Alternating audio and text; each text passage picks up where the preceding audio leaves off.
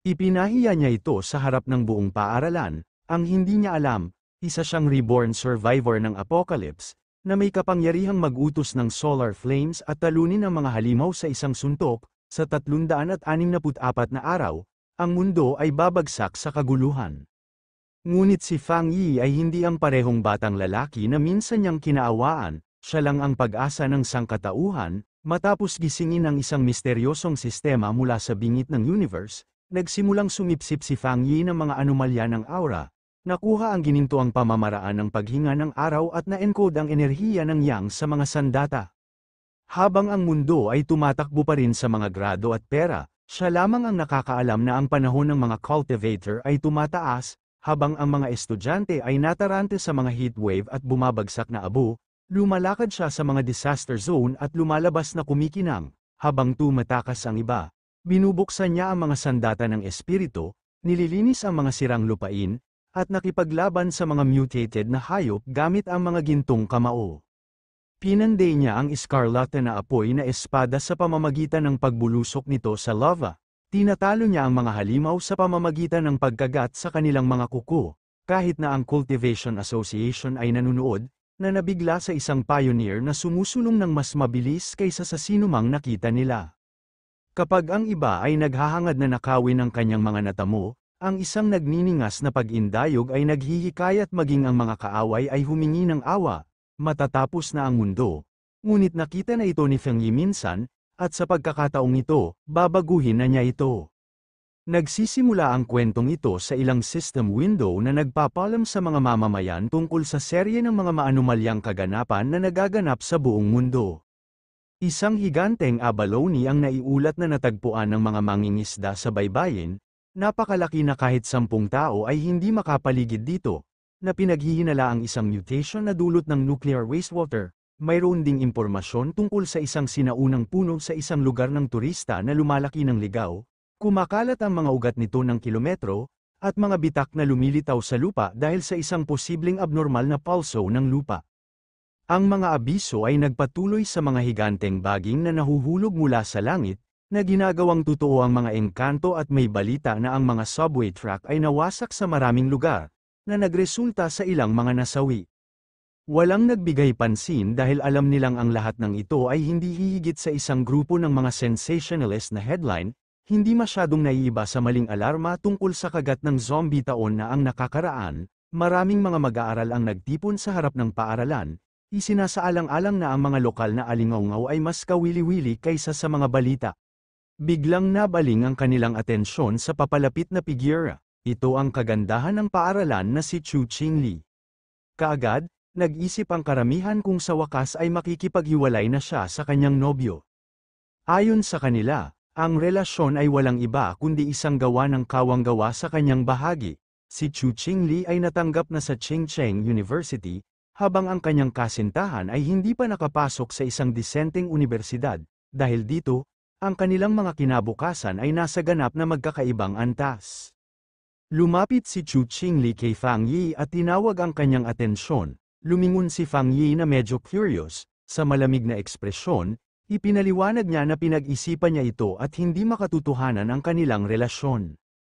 Ang pag-ibig sa paaralan ay palaging umabot sa punto kung saan nagising ang isa at napagtanto na hindi sila para sa isa't isa. Ang isang buhay na magkasama, ayon sa kanya, ay nangangailangan ng hindi lamang lakas ng loob, kundi pati na rin ang pagiging tugma. Para sa lahat ng kadahilanang ito, pinakamahusay na tapusin ang mga bagay. Inisip niya nang may pang-aalipusta na kahit anong pilit nitong makuha siya pabalik, imposible yun, nanatiling tahimik si Fang Yi, at nang mapansin ito, inisip ng mga tao na ang kawalan niya ng reaksyon ay dahil sa sobrang gulat niya na siya ay bumagsak o nawalan ng malay. Kung tutuusin, siya ang kagandahan ng paaralan. Inaasahan nila sa ating bida na siya ay nakaluhod, nagmamakaawa ng isa pang pagkakataon, gayunpaman, sa pagmamasid sa kanya. Napagpasyahan lamang nila na hindi siya katugma sa isang mayaman at magandang babae. Isang palaka na nagnanais ng isang swan, sa isang kalmadong tingin. Pumayag si Fang Yi na makipaghiwalay sa kanya. Iniwan si Chu Qingli at ang iba pa sa gulat. Nang makitang wala na siyang masabi, tinalikuran siya ng ating bida at nagpas siyang umalis. Nagpanik siya at tinawag siya. Sa isang matalim na tingin, lumingon si Fang Yi at tinanong kung ano ang gusto niya. Habang ang kanyang mga mata ay nagniningning sa galit, nilinaw niya na wala siyang pakialam kung ano ang iniisip nito o kung anong mga trick ang kanyang gagamitin, hindi siya babalik sa kanya. At gusto niyang maging malinaw ito, sinimulan siyang titigan ni Fang Yi at hiniling sa kanya na huwag purihin ang sarili, na tinawag siyang kagandahan ng paaralan. Nang marinig ito, nanlaki ang mga mata niya sa gulat, na ikinamula niya. Ang iba ay nabigla sa inasta ni Fang Yi. Alam ni Fang Yi na si Qiu Qingli at ang iba pa ay walang ideya kung ano ang mangyayari. Alam niya na ang kasalukuyang mga tuntunin ng lipunan, tulad ng pera at edukasyon, ay malapit ng maging abo. Hindi nila alam na siya ay bumalik mula sa isang sakuna sa hinaharap, isang lalaking muling isinilang sa timeline na ito. Dahil dito, ang Qiu Qingli na nauna sa kanya ay, para sa kanya, ay isang malayong estranghero sa ibang buhay. Umalis si Fang Yi sa paaralan, mayroon siyang mas mahalagang bagay na dapat asikasuhin. Para sa kanya, ang mga kagandahan at reputasyon ng paaralan ay hindi nauugnay, dahil ang lahat ng bagay ay malapit ng ganap na muling magbago ng ayos. Ang tunay na krisis ay nagbabadya sa buong sangkatauhan sa Blue Star. Nagsimula ang lahat noong nakaraang gabi, nang magising si Fang Yi at ipinakita sa kanya ng ilang kakaibang bitak ang hinaharap, at pagkatapos ay ipinaalam sa kanya ng system na may nakitang pagbawi ng aura. Ang buong pag-activate nito ay magaganap sa loob ng 364 na araw, 11 oras, at 59 na minuto. At kapag nangyari ito, ang mundo ay sasailalim sa isang hindi pa nagagawang pagbabago. Medyo nalilito si Fang Yi. Ilang figure ang lumitaw sa kanyang harapan, at ang sistema ay nagsiwalat na ang mga patakaran ng lipunan ay muling isusulat. Ang panahon ng mga cultivator ay malapit nang dumating at kapangyarihan ang magiging bagong pamantayan. Medyo na-curious ang ating bida, iniabot ang kanyang kamay at tinanong kung sino ito, pagkatapos ay isang kakaibang liwanag ang nagsimulang lumitaw sa kanyang harapan. Lumitaw ang isang window ng system, na nagpapaliwanag na nagmula ito sa mga hangganan ng universo at gumamit ng mga top-tier na algorithm na isinama sa mga lihim ng kosmiko. Ang tungkulin nito ay automatikong makabuo ng mga diskarte sa paglilinang batay sa mga espiritual na materyales na hinawakan ng host, na nagpapakita na ang mga kasalukuyang pamamaraan ay zero. Nagsimulang iabot ni Fang Yi ang kanyang kamay, at nanlaki ang kanyang mga mata sa gulat nang dumaan ang kanyang kamay sa bintana ng system. Pagkatapos ay lumitaw ang isang malakas na halimaw at nagsimulang umungol. Si Fang Yi ay paralisado, at ang kanyang mga mata ay puno ng takot. Sa loob ng bibig ng halimaw ay isang bangkay, at ang sistema ay nagsiwalat na ito ang kanyang katapusan bilang isang ordinaryong tao, pati na rin ang kapalaran ng bilyon-bilyon sa Blue Star. Napalunok ng laway si Fang Yi at hindi naiwasang makaramdam ng takot. Inilagay niya ang kanyang kamay sa kanyang dibdib, at puno ng pag-aalala ang kanyang mga mata. Nagsimulang magmuni-muni si Fang Yi at inalala ang kanyang nakaraang buhay. Isa lamang siyang karaniwang tao, na dala sa agos ng mga pangyayari, nagpupumilit lamang upang mabuhay ng may pag-asang malampasan ang sakuna. Gayunpaman, nasaksihan niya ang pagbagsak ng kanyang bansa at ang pagdurusa ng mga tao. At sa huli, hindi siya nakatakas mula sa mga mutated na hayop. Naalala niya ang pagkamatay sa kawalan ng pag-asa, puno ng galit, at may matinding pagnanais na maghiganti. Nagsimulang lumiwanag ang kanyang mga mata sa determinasyon, habang iniisip niya na marahil ito ang dahilan kung bakit siya napili ng sistema at ibinalik 1 taon bago ang pagbawi ng aura. Sinimulan niyang iabot ang kanyang kamay, alam na sa sandaling ito, karamihan sa mga tao ay walang ideya tungkol sa pagbabagong darating. Hinawakan ni Fang Yi ang mga fragment ng system at nagpa siya na gagamitin niya ang bawat anomalya na dulot ng aura sa kanyang kalamangan. Ang sistema ay nagsimulang magsimula ng isang bagong pagsusuri, nagsimulang lumiwanag ang mga mata ng ating bida, nang ipaalam sa kanya ng system na matagumpay itong nalink, ang isang bagong landas ay na-unlock, at ngayon ang lahat ng umiiral ay maaaring magamit bilang materyal. Ang kanyang misyon ay upang mangolekta ng makapangyarihang mga pamamaraan at kakayahan upang maging isang malakas na cultivator at iligtas ang mundo. Sa lungsod, ipinaalam sa mga tao na ang sangkatauhan ay nahaharap ngayon sa isang hindi pa nagagawang krisis. Ang mga sagot ay hindi mahanap sa nakaraan. Ang tanging pagpipilian ay upang umangkop sa kanilang sariling lakas. Nagulat ang lahat, maliban kay Fang Yi. Nang buksan niya ang kanyang telepono, nakita niya ang ilang mga notification. Naunawaan niya na hindi kinumpirma o itinanggi ng gobyerno ang kakaibang phenomena, na nililimitahan ang sarili sa pagsasabi sa mga tao na maghanda. Nang dahil dito, alam niya na ang banayad na paraan ng Jia Nation sa pagbibigay ng babala. Dahil ang mga ulat na minsang itinuturing na gawa-gawang kalokohan ay hindi kailanman magiging viral sa ganitong paraan. Puno ng kalungkutan ang kanyang mga mata nang magsimulang maalala ang nakaraan. Alam niya na ang hindi direkta at tahimik na diskarte na ito ng Jia Nation ay nakatulong sa mga mamamayan na manatiling kalmado at magtiwala sa kanilang bansa.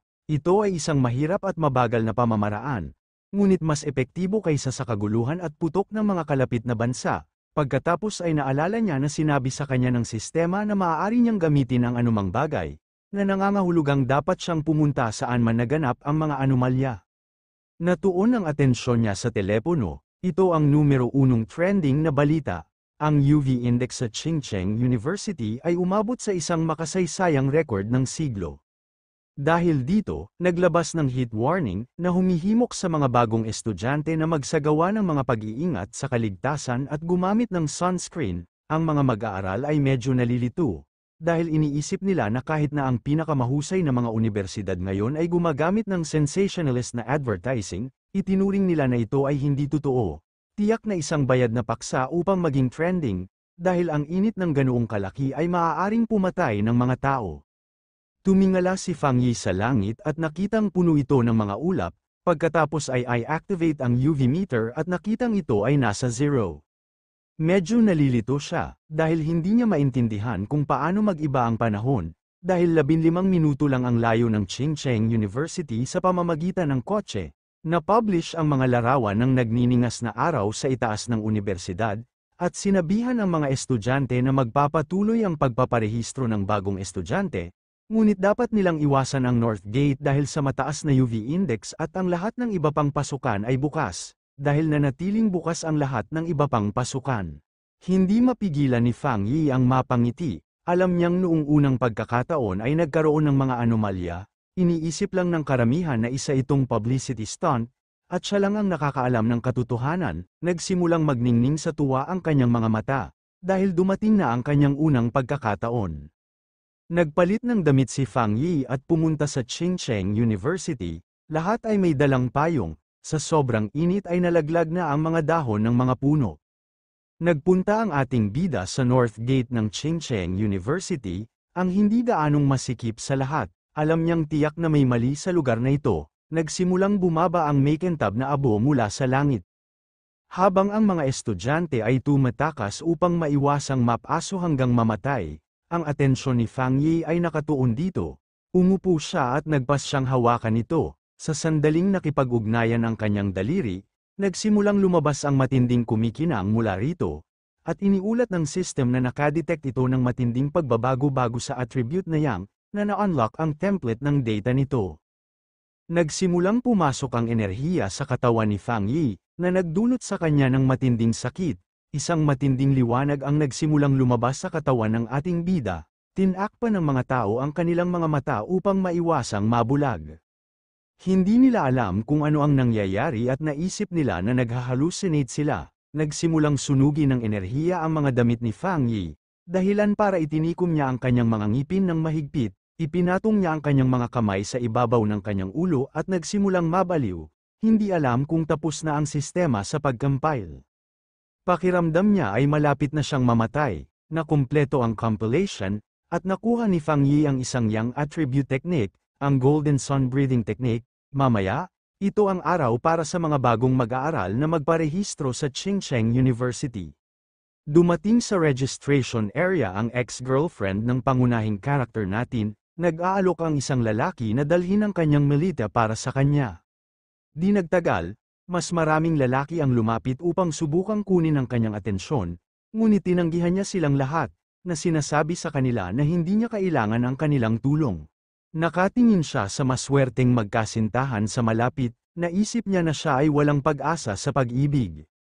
Ngunit pagkatapos ay kumislap ang maliwanag na gintong liwanag, na ikinagulat niya at ng iba pang mga estudyante. Isang boses sa loudspeaker ang nagsasabi sa lahat na lumayo sa North Gate. Seryoso ang itsura ng dalaga at nagpas siyang puntahan kung ano ang nangyayari. Sa North Gate, isang malaking pagsabog ng ginintoang enerhiya ang nagliliwanag sa lugar. Lumilitaw ang isang madilim na figura mula sa usok, na nagbibigay ng isang malakas na pakiramdam. Huminga siya ng malalim, at ang kanyang mga mata ay kumikinang sa isang malakas na gintong liwanag. Ang isang screen ay lumitaw, na nagsasabi sa kanya na nakagawa siya ng isang bagong pamamaraan at nakakuha ng 50 puntos. Ang lalaki ay tumitingin sa screen at nagtataka kung para saan ang mga puntos, napagpasyahan niyang hindi ito mahalaga sa ngayon, ngunit malamang na magiging kapaki-pakinabang sa ibang pagkakataon. Lumipas ang oras, at gabi na ngayon, na may kakaibang buwan sa kalangitan, ang binata ay nagsimulang magsanay ng kanyang bagong pamamaraan sa paghinga. Kinabukasan, isang maliwanag na araw ang nasa kalangitan, at isang bagong enerhiya ang kumalat sa unibersidad. Napansin ng ilang estudyante na madilim at malamig ang langit sa isang segundo habang tumatakbo sila sa North Gate. Maraming tao ang nagkukumpulan doon upang tingnan kung ano ang nangyayari. Nagalit ang presidente ng unibersidad at nagtanong kung bakit walang nakinig sa babala na lumayo. Itinulak ng grupo ang karamihan, na tumabi para sa kanila habang papunta sila sa gitna ng lahat. Ang isang nakahod na tao na may seryosong hitsura ay nagsasabi sa presidente na ganap na harangan ang North Gate. Sa sandaling yun, sinabi ng isang sistema kay Fang Yi na nilinis niya ang isang maruming lugar. Nalaman niyang alam na ng gobyerno ang tungkol sa mga lugar na ito at iniisip niya kung may iba pang katulad niya. Nang marinig ng binata ang isang alerto tungkol sa mga taong hindi pinapayagan sa lugar, alam ng binata na naging seryoso ang mga bagay.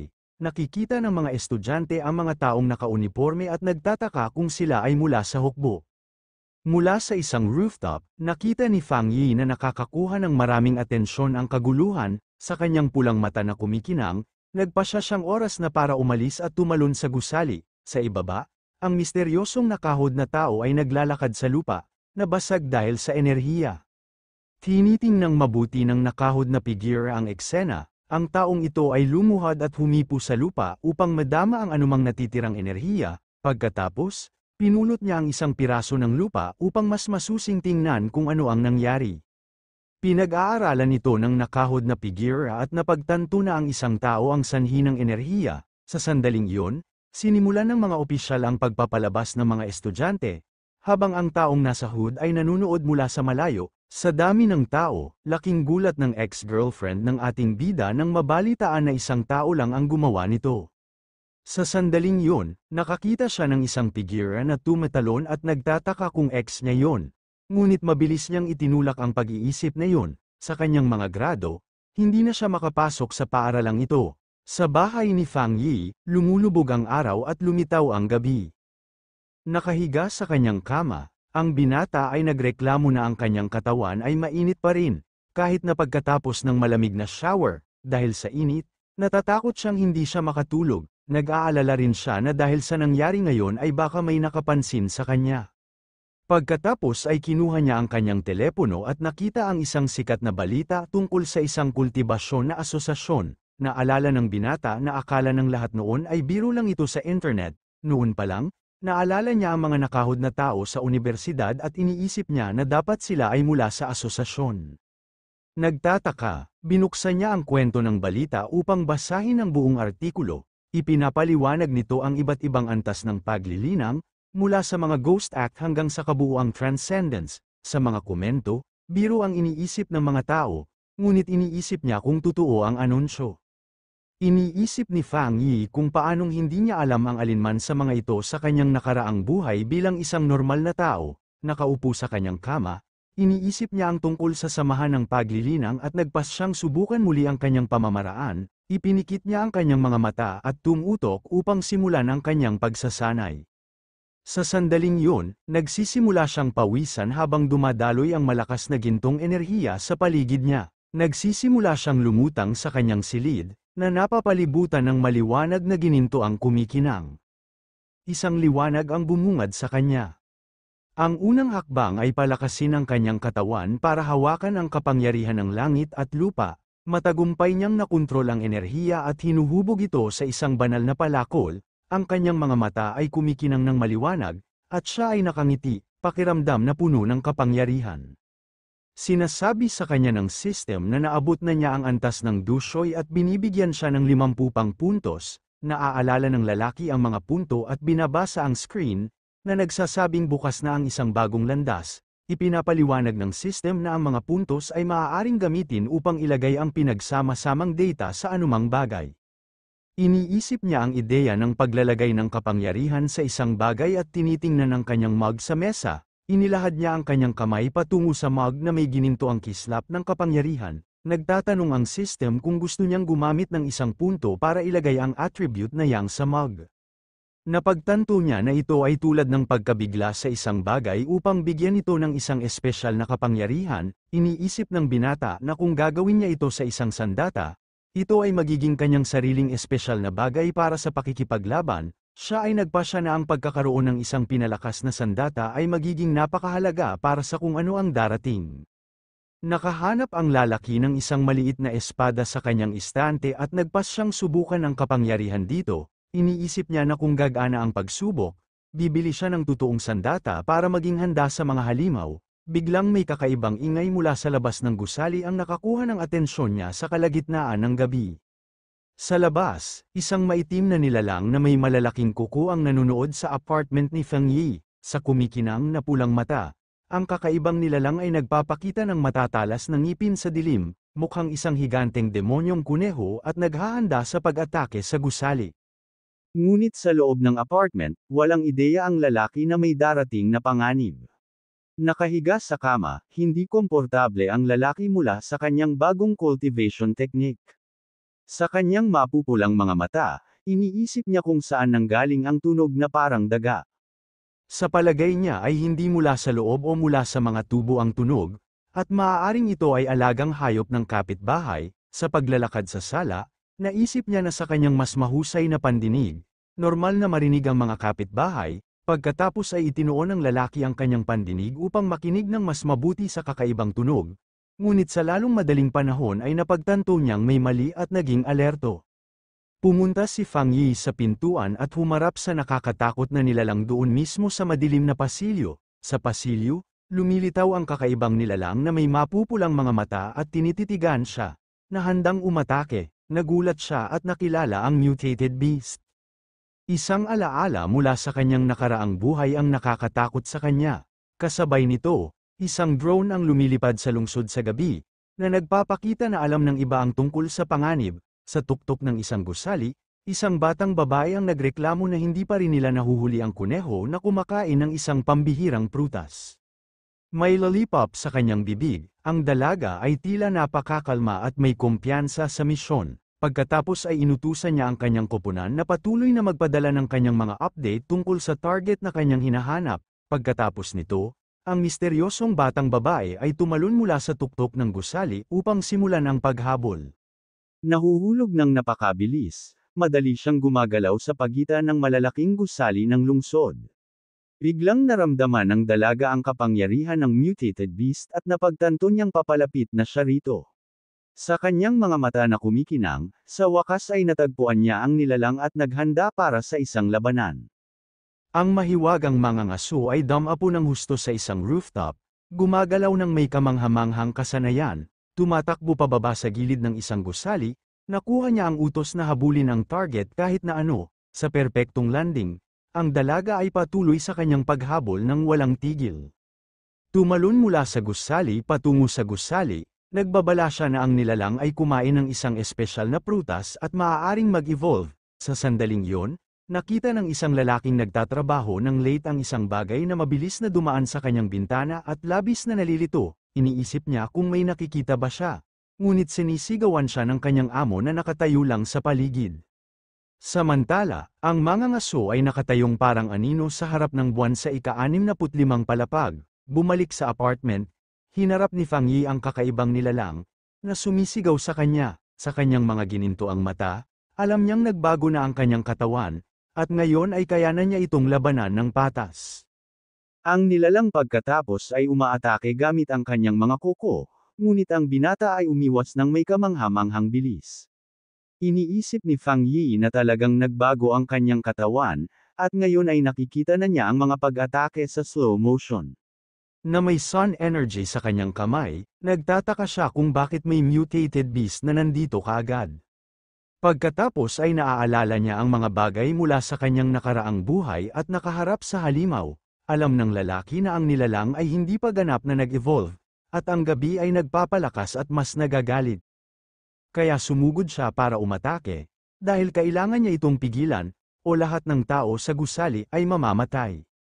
Nakuha ni Fang Yi ang nilalang gamit ang kanyang kamay na puno ng enerhiya. Sa nakakagulat na lakas, kinagat ng lalaki ang kakaibang nilalang nang walang takot, mahigpit niyang hinawakan ang halimaw, at ang kanyang mga ginintoang mata ay kumikinang na may malamig at nakatutok na tingin. Pagkatapos ay pinaikot ng binata ang nilalang sa hangin at napagtanto na ang buntot nito ay ang mahinang bahagi nito. Sa pagkuha ng kanyang pagkakataon, hinawakan niya ang buntot ng hayop ng buong lakas. Inihagis ni Fang Yi ang halimaw sa bintana, at nabasag ito dahil sa lakas. Gamit ang kanyang kamao na kumikinang na ginto, naghahanda siyang magland ng isang malakas na suntok. Ang lalaki ay bumaril ng isang sinag ng enerhiya na tumama sa nilalang sa hangin. Ang halimaw ay pagkatapos ay ganap na natatakpan ng maliwanag na gininto ang sinag ng liwanag. Ngunit kinukuha ng kakaibang nilalang ang ginintoang enerhiya gamit ang mga bibig nito at sinubukang kunin ang kapangyarihan nito. Napagtanto ni Fang Yi na sinusubukan ng halimaw na nakawin ang kanyang kapangyarihan, at lumaban siya. Sa tingin niya ay masyadong malakas ang kapangyarihan ng araw at sinisira lang ng kuneho ang sarili. Di nagtagal, isang gintong pagsabog ang sumasakop sa halimaw, na hindi kayang hawakan ang ganoong kalaking enerhiya. Sa katabing gusali, isang mag-asawa ang nagising mula sa ingay, at ang lalaki ay nagtataka kung ito ay kulog. Pagkatapos ay pumunta siya sa bintana upang tingnan, ngunit walang nakitang kakaiba sa labas.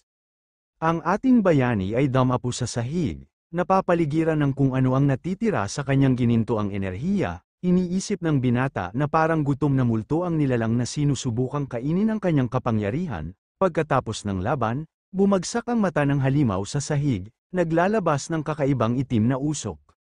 Sa seryosong tingin, tinitigan niya ang natitira sa nilalang na kakatalo niya lang. Nang walang pag-iisip ng 2 beses, ang lalaki ay tinapakan ng husto ang mata, na dinurog ang natitirang hayop.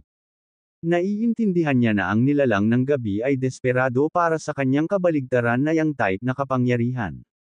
Iniisip ng binata na kung normal lang siya ay madaling kainin ng halimaw ang lahat ng tao sa gusali.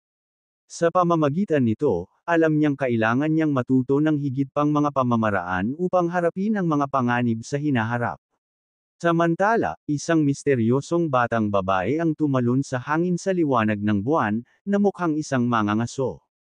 Sa kamangha-manghang bilis, tumakbo ng napakabilis ang dalaga sa gilid ng isang gusali.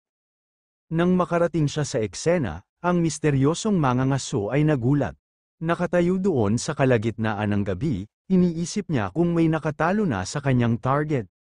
Nakaluhod sa lupa, sinabi niya na ang target ay nawasak, at susubukan niyang i-recover ang attribute ng residual night. Ngunit nang hawakan niya ang labi ng halimaw, nagulat siya sa isang gintong enerhiya na nandoon pa rin. Nakaramdam ang dalaga ng matinding init at nag-aapoy na kapangyarihan na nagpa-atras kaagad sa kanya. Naaalala ng kabataang babae ang enerhiya mula sa gate ng unibersidad, at naiintindihan na hindi ito isang pagkakataon. Matapos ang pagtuklas na ito, ang batang babae ay lumingon sa kanyang tagapagbalita na may seryoso at determinadong itsura. Sinabi niya sa kanyang base na ang target ay pinatay ng isang makapangyarihang bagong forerunner na may espesyal na kakayahan. Isang boses sa kanyang communicator ang nagtatanong kung ang parehong tao ang naglinis ng gate at pinatay ang kuneho. Kinukumpirma ng isang lalaki na wala silang impormasyon sa taong ito, at dapat siyang i-recruit ng asosasyon. Sumang-ayon ang babaeng kulay pilak ang buhok sa plano. Pagkatapos ay maingat niyang inilagay ang maliit na apoy ng enerhiya sa isang lalagyan sa kanyang damit. Sinabihan siya ng kanyang amo na itigil ang kanyang iba pang mga misyon at tumuon sa paghahanap ng bagong forerunner. Sa pagkakataong yun kumuha siya ng lollipop, mahinaong binuksan ng misteryosong mangangaso ang lollipop na hawak niya. inilagay ng dalaga ang lollipop sa kanyang bibig at sinasabing lubos niyang naiintindihan ang bagong misyon. Ngunit bago niya simulan ang misyon, sinabi ng batang babae na kailangan muna niyang kumuha ng milk tea para makapagpahinga. Ang isang boses sa tagapagbalita ay nagtataka kung sino ang misteryosong taong ito na may napakaraming kapangyarihan. Sumang-ayon ang dalaga na tama ang presidente, at kailangan niyang makilala ang makapangyarihang master na ito. Nagsisimula ang araw ni Feng Yi sa pagsikat ng araw, siya ay nag-inat, handa ng magsanay. Alam niyang ang paggising ng maaga ay mabuti para sa kanyang kapangyarihan, kaya naghahanda siya para sa isa pang sesyon, ginagamit ng manlalaban ang kanyang paraan ng paghinga, na kumukuha ng gininto ang enerhiya sa umaga, habang pinupuno siya ng enerhiya, kumikinang ang kanyang mga mata ng gininto ang kapangyarihan. Pumasok siya sa kaharian ng Ghost Axe at naramdaman ang paglitaw ng kapangyarihan ng pamamaraan, isang biglaang pagsabog ng enerhiya ang nagulat sa kanya. Napagtanto niyang lumalakas na naman siya. Ang kapangyarihan ay dumadaloy sa kanyang katawan, at nakatuon siya upang kontrolin ito, mahigpit ang kanyang kamao, nararamdaman ang enerhiyang nasa kanyang kamay, ipinatawag niya ang kanyang key axe at nakitang mas magaan ang pakiramdam ng sandata.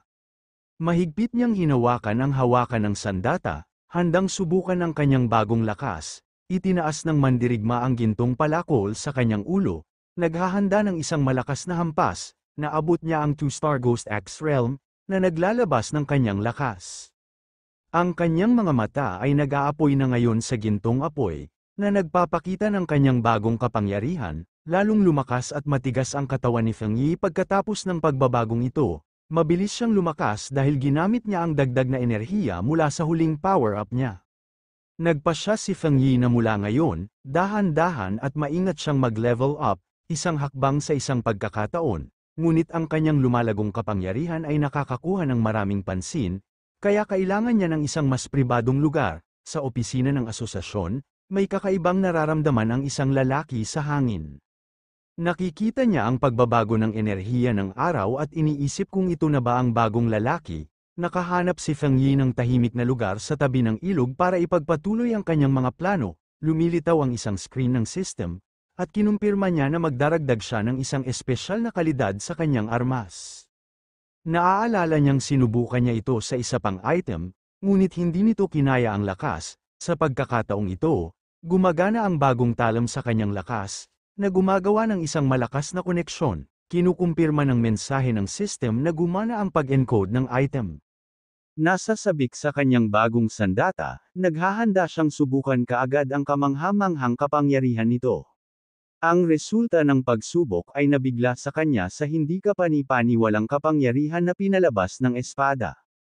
Isang malaking gininto ang sinag ng liwanag ang sumisibol mula sa talam patungo sa kalangitan. Ang mandirigma ay umindayog gamit ang kanyang espada sa apoy, nararamdaman ang kapangyarihan na dumadaloy sa kanya. Siya ay halos magsimula ng isang napakalaking apoy sa indayog na yun at nakita kung gaano kadelikado ang kanyang lakas. Malaki ang usok mula sa pag-atake, kaya alam niyang nakita siya at kailangang umalis. Isang batang babae ang tumatakbo ng mabilis patungo sa usok na iniwan ng ating bida, nagrereklamo siya na may ginawa lang siya na saglit at na-miss ang lahat. Biglang huminto ang dalaga. Nakikita niya na talagang kumukulo ang ilog, lumipad ang ahente sa nasirang lugar, iniisip kung ano ang ginawa ng bagong lalaki sa lugar. Naiisip na niya na sinasabihan siya, dahil nagkamali ang lahat simula nang magpakita siya.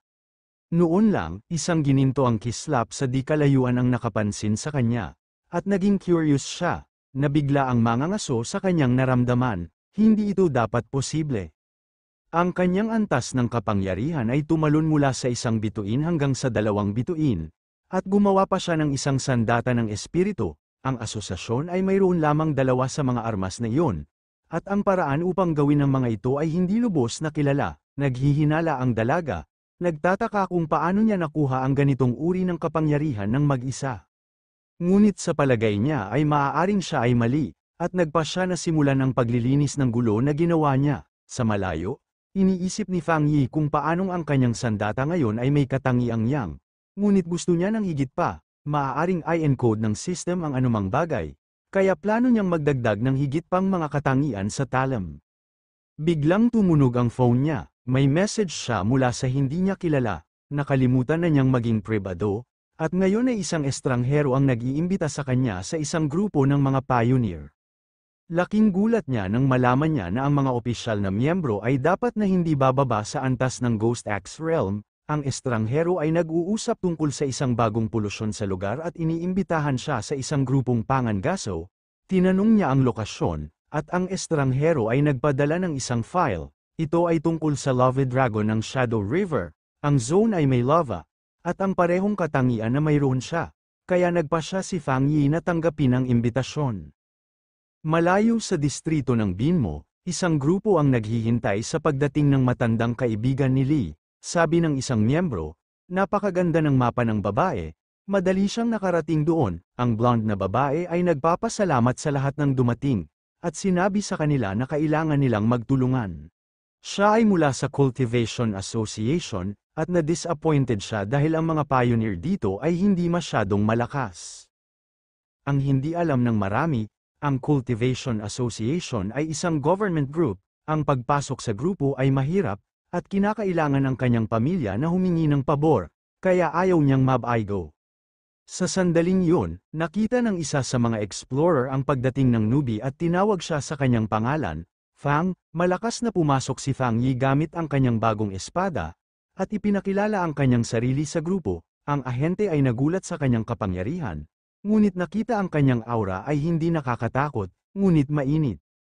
Dahil ang pangkat ay naroon lahat, ang pinuno ay nagbibigay ng hudyat, at sila ay pumunta sa pasukan ng kuweba. Nagpa siya si Fang Yi na mauna, at hiniling sa blonde na ahente na alagaan ang ilaw. Ang grupo ay naglalakad sa kuweba, at ang isa sa kanila ay nagbabala kay Fang tungkol sa mga maluwag na bato.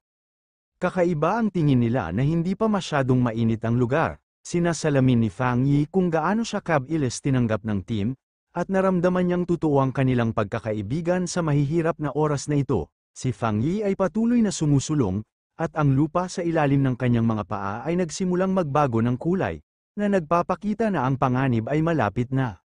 Bigla silang nakarating sa isang malaking siwang, at namangha silang makita ang isang ilog ng kumukulong lava sa harapan nila. Walang pag-aalinlangan, sumugod si Fang patungo sa panganib, at sinisigawan siya ng blonde na ahente na huwag maging walang ingat. Sa gulat ng lahat, itinulak ng mandirigma ang kanyang espada sa lava. Ang mga explorer ay nataranta at sumisigaw para humingi ng tulong. Isang maapoy na pagsabog ang nagpabalik sa koponan, at nakita ng system ni Fang Yi ang isang pandaigdigang problema at sinimulang suriin ang impormasyon. Habang itinutusok niya ang kanyang espada sa lava, sinuri ng sistema ni Fang Yi ang anomalya, na nagpapakita ng isang bagong kapangyarihan, ang Inner Flame, na may napakataas na panloob na temperatura at mga katangian ng pagkawasak, at ang Scarlet Flame na pamamaraan ng espada, na nagpakawala ng kapangyarihan nito nang mabunat ang talem, na pinahiran ito ng apoy at kidlat. Napagpasyahan, hinawakan ni Fang Yi ang kanyang espada, ang kanyang mga mata at ang talem ay kumikinang sa maapoy na kapangyarihan, isang perpektong pamamaraan para sa kanyang Tang Sword. Sa ibaba, ang iba pang mga explorer, na napaatras ng isang naunang pagsabog, ay nakamasid sa pagkamangha, habang si Fang Yi ay nakatayong hindi nasaktan sa isang puyo ng apoy, na napagtatanto na ang kanyang sandata ay sumisipsip ng lakas ng lava. Pagkatapos ay ginamit ni Fang Yi ang kanyang mga script point upang permanenteng i-embed ang katangian ng Scarlet Flame sa kanyang espada, na ngayon ay nasusunog sa enerhiya. Nang hamupa ang apoy, napagpasyahan ng kanyang mga kasamahan sa koponan na siya ay dumanas ng isang maliit na aksidente sa paglilinang at nakabawi. Ang grupo ay masaya, napansin ang espiritual na enerhiya ng kuweba ay nagpapatatag. Ang isa sa kanila ay nagdiwang na masipsip ito ng maayos, habang ang isa naman, sa bingit ng pagsisimula ng kanyang landas sa paglilinang, ay tuwang-tuwang sumigaw sa pangalan ni Xiaoya. Hinikayat sila ng blonde na ahente, si Xiaoya, na magsanay habang patuloy siyang nanunood, at pinasalamatan siya ng team sa pagkakataon.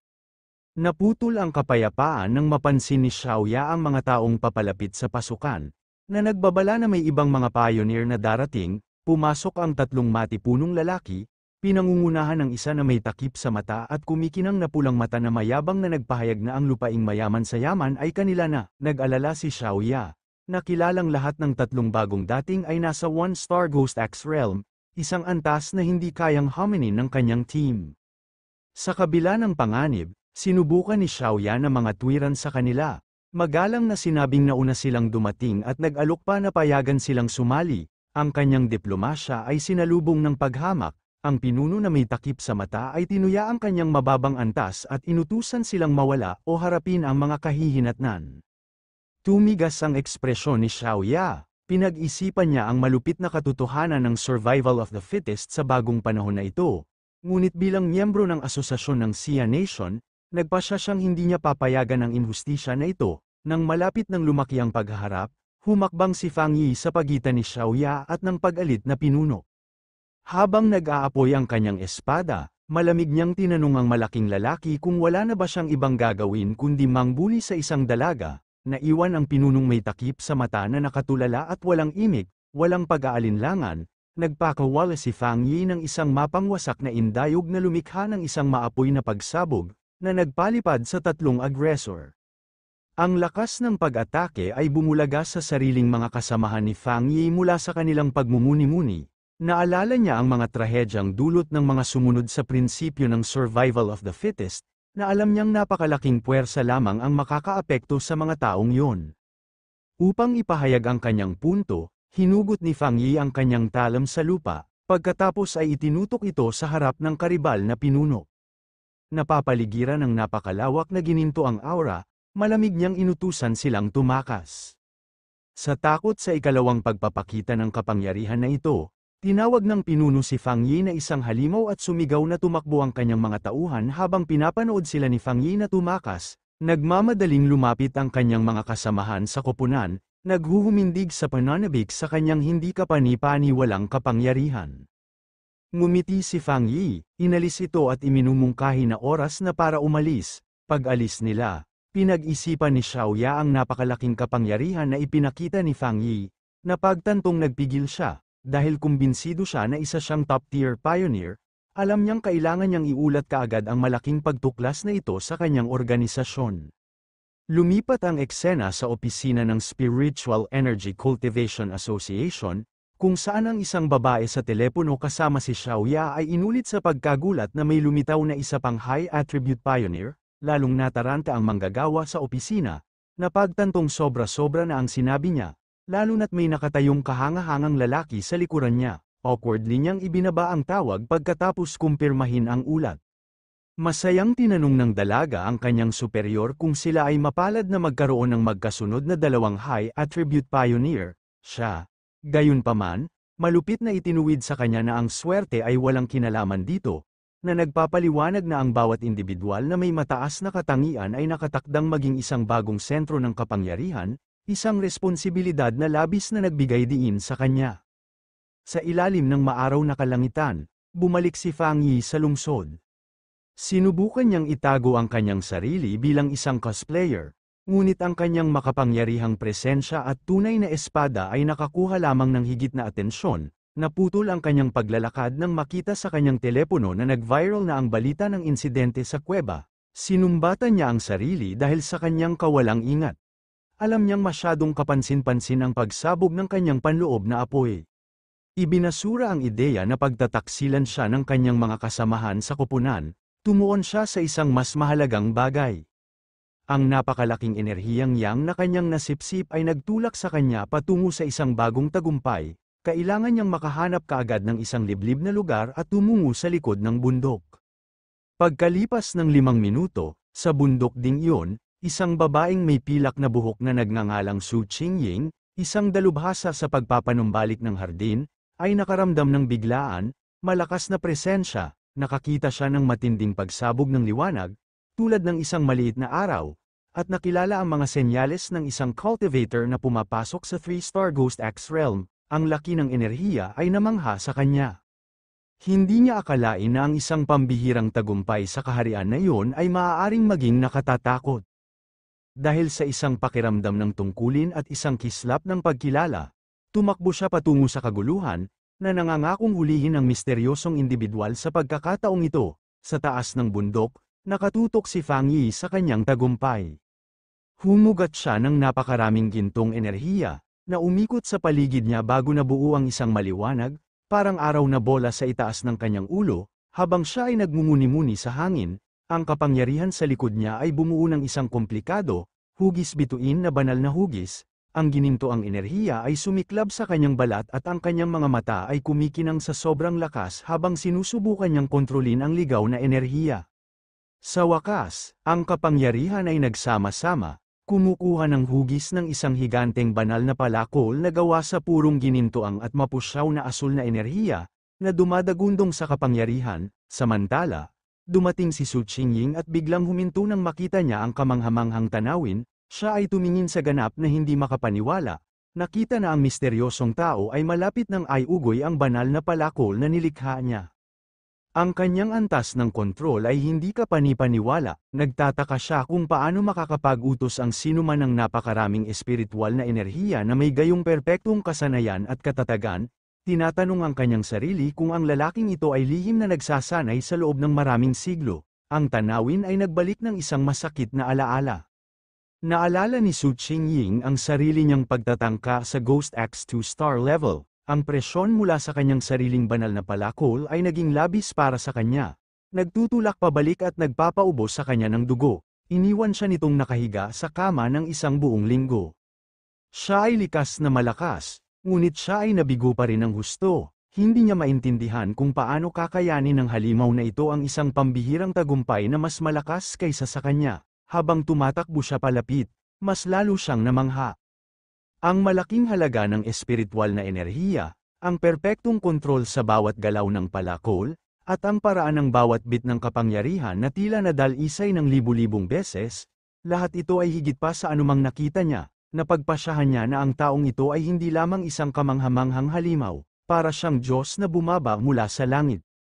Napansin din niya ang kalmado at matatag nitong paraan ng paggawa. Karamihan sa mga pioneer, kapag naramdaman nilang malapit ng mangyari ang isang pambihirang tagumpay, ay nagmamadaling gawin ito. Ang taong ito, gayunpaman, ay gumalaw na may malalim na pakiramdam ng karanasan at isang malakas na pag-iisip, tulad ng isang master mula pa noong unang panahon.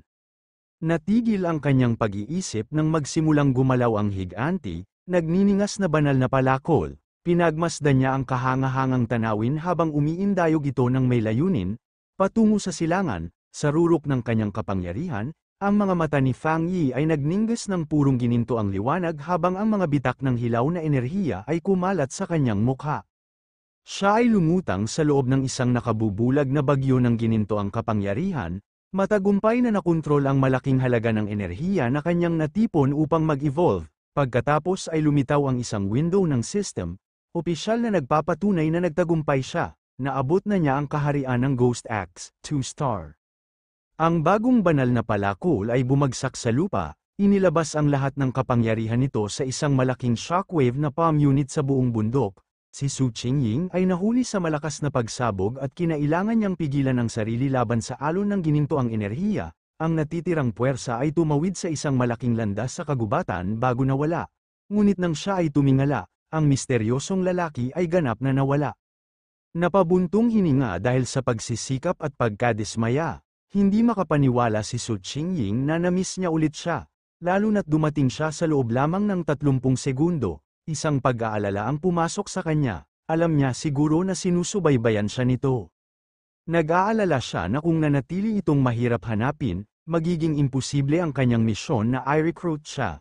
Nang malapit na siyang sumuko, tumigil siya, isang biglaang ideya ang sumagi sa kanya. Siya ay tumingin sa malayo mula sa landas ng pagkawasak at patungo sa isang higanteng matandang puno na ngayon ay kumikinang na may malambot, natitirang gintong liwanag. Sa panibagong pakiramdam ng katiyakan, tumawag siya sa kagubatan na tila walang laman, tinawag siyang senior at tinanong kung nasa lugar pa siya. Mula sa mga anino ng kagubatan, lumitaw si Fang Yi, ang kanyang nakahod na katawan ay nagbibigay ng malamig na kumpiyansa. Ang kanyang kumikinang na pulang mata ay kay Su Qingying. Alam niya kaagad na siya ang taong tumitingin sa kanya nitong mga nakaraang araw. Nang makitang natagpuan na siya, tumayo si Su Qingying at maayos na nagpakilala. Sinabi niya na siya ang kapitan ng Firefly Squad, isang bahagi ng Spiritual Practitioners Association ng Sia Nation at isa rin sa mga unang pioneer ng bansa. Sa ngalan ng asosasyon, taos-puso niya itong inanyayahan na sumama sa kanila. Inamin niya na 2 araw na niyang sinusundan siya at umaasa na hindi siya pinag-isipan ng masama ng kanyang mga pamamaraan. Habang nagsasalita siya, nanatiling tahimik si Fang Yi at ang kanyang mukha ay mahirap basahin sa ilalim ng kanyang hood. Idinagdag ni Su Qingying na habang hindi pa alam ng publiko, handa na ang lahat ng opisyal na papeles para sa asosasyon, gayunpaman, sa loob-loob niya ay labis siyang kinakabahan, maingat na pinipili ang kanyang mga salita, at nag-aalala kung iniistorbo niya siya o pinapagalitan ang makapangyarihang lalaki. Alam niyang kailangan niyang maging mahinahon at magalang. Ang kanyang maingat na binalak na pananalita ay naputol ng simpleng direktang tanong ni Fang Yi. Bakit ako sasali? Ang direktang tanong ay lubos na ikinagulat niya. Nauutal siya saglit, nagpapanik sa sasabihin, mabilis niyang nakita na ang walang laman. Magagandang salita ay magiging walang silbi laban sa isang taong napakatalino, ang katotohanan ay ang tanging pagpipilian niya. Pinagsama-sama ang sarili, ipinaliwanag niya kung para saan ang asosasyon. Sinabi niya sa kanya na nais ng Sia Nation na tipunin at pag-isahin ang lahat ng mga naunang pioneer, upang gabayan sila sa isang organisadong landas at bigyan din sila ng karagdagang proteksyon. Alam niya na ang paglaki ay magulo ngayon at na ang isang asosasyon ay maaaring parang isang hawla sa isang malayang espiritu na tulad niya. Ngunit hiniling niya sa kanya na tingnan ang mas malaking larawan, ang isang mahusay na pagbabalik ng espiritual na enerhiya ay darating.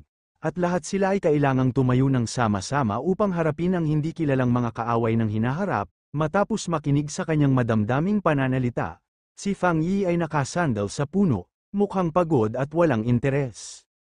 Sinabi niya sa kanya ng malinaw na hindi siya payag na sumali. Ipinaliwanag niya na, sa ngayon, hindi pa rin niya kayang lubusang magtiwala sa kanya o sa asosasyong kinakatawan nito. Si Su Qingying ay naiwang ganap na nakatulala at hindi nakapagsalita sa kanyang direktang pagtanggi. Ang kanyang mga mata ay nanlaki sa gulat. Sa pagharap sa kanyang pagtanggi, si Su Qingying ay naging desperado. Mabilis niyang hinugot ang identification card mula sa kanyang jacket, itinaas ito para makita niya. Mabilis niyang ipinakilala ang kanyang sarili bilang Su Qingying at binanggit na dati siyang isang kilalang atleta bago bumalik ang espiritual na enerhiya. Nakiusap siya sa kanya na paniwalaan siya. Umaasa na ang kanyang pampublikong pagkakakilanlan ay magbibigay sa kanya ng dahilan upang magtiwala sa kanya. Tumigil si Fang Yi at inisip ang kanyang mga sinabi. Hinawakan niya ang kanyang baba ng may pag-iisip, na sinasabing malabo na niya itong naalala. Naalala ng kanyang isip ang isang naka-frame na larawan ng kanyang nagdiriwang ng tagumpay bilang runner-up sa long-distance championship ng Sia Nation. Napagtanto niya na ang likas na husay niya sa atleta ang dahilan kung bakit siya naging mabilis at mahusay na pioneer. Gayunpaman, naging matigas ang kanyang mukha. Isang madilim na alaala mula sa kanyang nakaraang buhay ang pumasok sa isip, na nagpapakita ng isang pangitain ng isang wasak na lungsod. Alam niya na sa kanyang orihinal na timeline, ang gawain ng Sia Nation, kabilang ang asosasyon, ay nabigo sa huli, na humahantong sa katapusan ng sangkatauhan. Ngayong bumalik na siya dala ang kanyang sistema, alam niyang kailangan niyang maging bahagi ng solusyon, ngunit ang pagsali sa asosasyon sa puntong ito ay hindi tamang hakbang. Sa paglalagay ng mas maalalahang tingin, tumingin siya pabalik sa isang umaasa na si Su Qingying at kinumpirma na naaalala niya ito. Sinabi niya sa kanya na pag-iisipan niya ang tungkol sa kanyang alok, at bago siya makasagot, tumalon siya sa hangin at mabilis na umalis sa lugar. Sa sobrang bilis, lumitaw siyang muli sa likod mismo ng isang nagulat na si Su Qingying. Binigyan niya ito ng matibay na kondisyon, dapat niyang ilihim sa lahat ang lokasyon nito sa ngayon. Sa isip niya, pinag-aralan niya ang magalang na paggawin nito at nahulaan niya na ang asosasyon ay maingat sa pagkagalit sa makapangyarihang mga pioneer na hindi nila kasama. Nakita niya ito bilang isang kahinaan na magagamit niya. Iminungkahi ni Su Qingying ang isang deal. Ipinaliwanag niya na nakita ng asosasyon ang enerhiya mula sa kanyang pambihirang tagumpay, at kailangan niyang maghain ng ulat. Iminungkahi niya na magpadala ng isang ulat na pinaghalong katotohanan at kasinungalingan upang protektahan ang kanyang pagkakakilanlan habang pinananatiling masaya ang kanyang mga amo. Pagkatapos ng ilang sandali ng pag-iisip, Pumayag si Fang Yi sa kanyang plano, sinubukan ni Su Qingying na tawagan si Fang Yi habang pumayag ito sa kanyang plano, ngunit sa isang kisap mata, wala na siya. Tumakbo siya pababa sa dalesdis ng bundok pagkatapos niya, ngunit wala itong silbi, pagod at inis, lumakad siyang mag-isa sa isang daanan ng kagubatan, bumubulong-bulong sa pagkabigo tungkol sa kung ilang beses niya itong nabigo na mahuli at kung paano siya ngayon ay sinusubukang iwasan siya. Bamantong hininga siya, nagrereklamo tungkol sa nakakapagod na trabaho ng pagbuburn ng malakas na mga palatandaan ng enerhiya na iniwan niya pagkatapos ng bawat insidente. Naputol ang kanyang pag-iisip ng isang boses sa kanyang earpiece, na nagsasabi sa kanya na ihinto ang pag-aalala tungkol sa mahirap hanapin na pioneer at alalahanin ang misyon na kanyang ginagalawan. Seryosong sabi ng boses sa kanya na nagpakita na naman ang mga kakaibang nilalang, natigilan si Su Qingying, nanlaki ang kanyang mga mata sa gulat nang itanong niya kung nakabalik na ba sila. Isang nakakatakot na alaala ang bumaha sa kanyang isipan, na nagpapakita sa kanya na napapalibutan siya ng isang pulutong ng mga nakakatakot na malalobo na nilalang na may duguan ang mga bibig at kumikinang na pulang mata. Naisip niya sa sarili na hinding-hindi niya makakalimutan ang mga kakaibang hayop na yun. Ipinaliwanag ng kwento kung ano sila.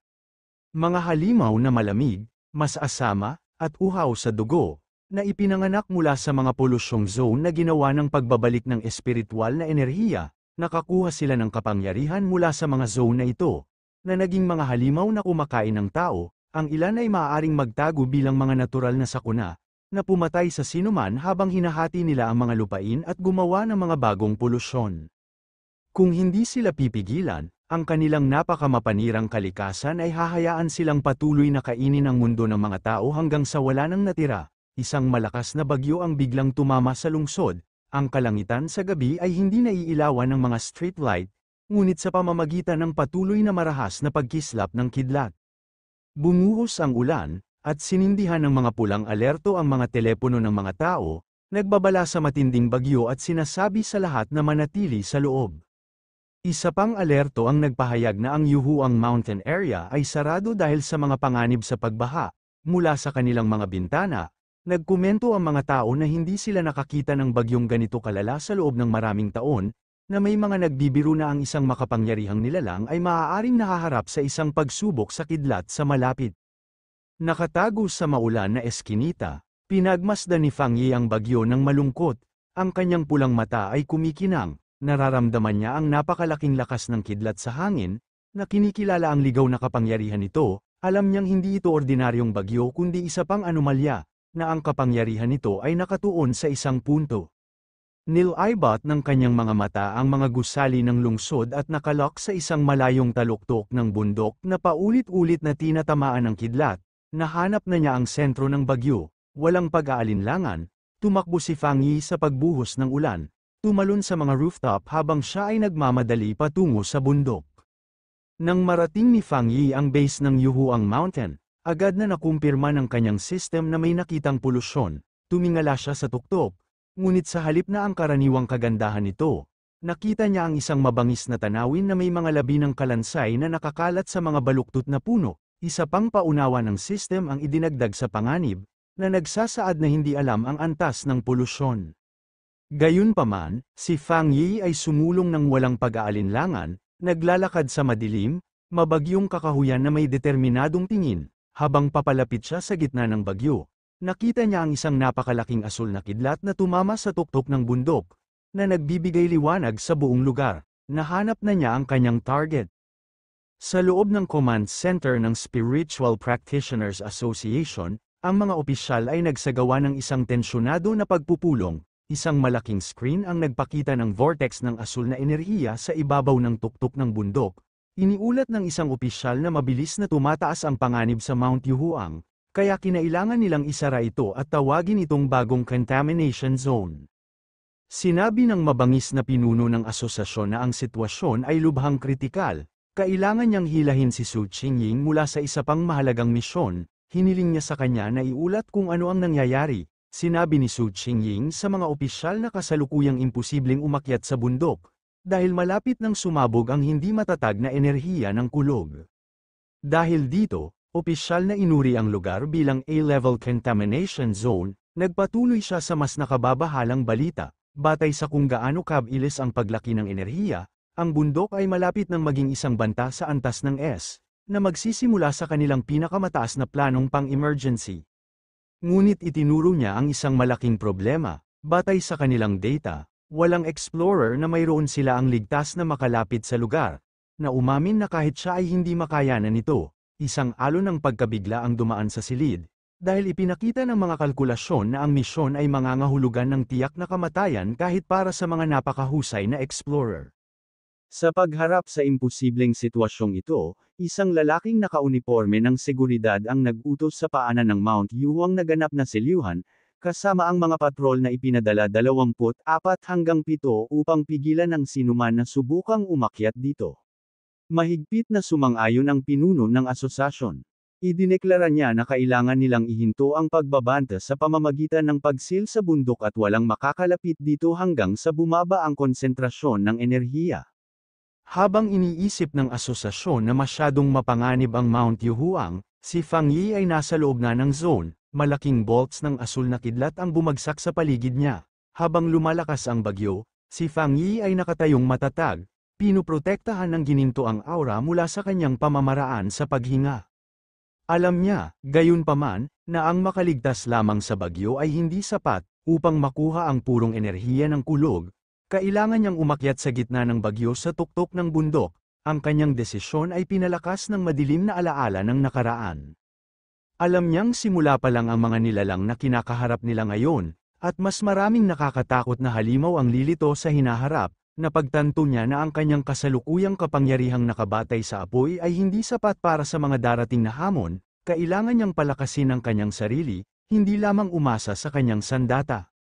Napapaligiran ng kidlat, nakakita si Fang Yi ng isang bihira at perpektong pagkakataon na gamitin ang enerhiya ng kulog upang palakasin ang kanyang sariling katawan. Alam ni Fang Yi kung hindi niya sasamantalahin ang pagkakataong ito para lumakas, haharapin niya ang tiyak na kamatayan mula sa mga darating na kalamidad. Ang kanyang mga mata ay kumikinang na ginto, inilabas niya ang kanyang nag-aalab na espada at, sa isang mapanghamon na dagendong, direkta itong ibinaon sa isang napakalaking bolt ng asul na kidlat.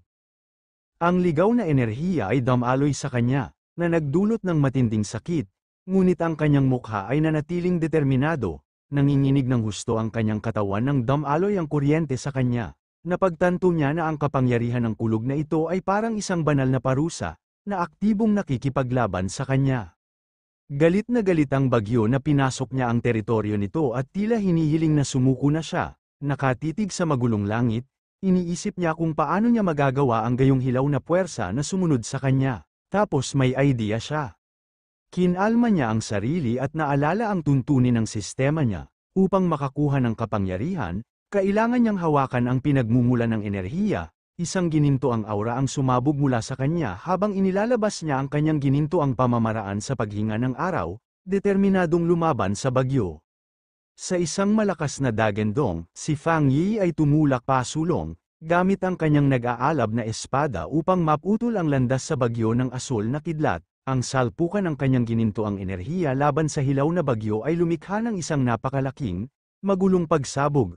Tumutulo ang dugo mula sa kanyang bibig mula sa pilay, ngunit ang kanyang mga mata ay nag-alab sa determinasyon. Alam niyang ito ay isang desperadong sugal kung saan kailangan niyang itulak ang kanyang sarili sa kanyang limitasyon, humarap sa kamatayan upang mabuhay. Sa wakas, pagkatapos ng matinding pakikibaka, naabot niya ang rurok, itinutok niya ang kanyang espada sa lupa, nabasag ang bato pagdating niya sa gitna ng bagyo. Dito, ang kapangyarihan ay mas nakakatakot, isang marahas na baha ng enerhiya ng kulog na nagpahirap kahit na huminga. Naramdaman niya ang buong atensyon ng bagyo sa kanya at napagtantong hindi na lang siya nito gustong itulak palayo. Gusto na siya nitong patayin, para bang upang patunayan ito, inipon ng bagyo ang buong lakas nito at binaril sa kanya ang isang napakalaking sinag ng puting mainit na kidlat, isang pag-atake na nilalayong ganap na sirain siya. Habang hinarap ni Fang Yi ang huling pag-atake ng bagyo, nag-activate ang kanyang sistema, na-detect ang isang malakas na katangian ng kulog at sinimulang i-proseso ito. Malayo sa ibaba ng lungsod, ang mga tao ay nanunood mula sa isang mataas na gusali, na mangha, isang lalaki na kumukuha ng litrato ay hindi pa nakakita ng kidlat ng napakalaki.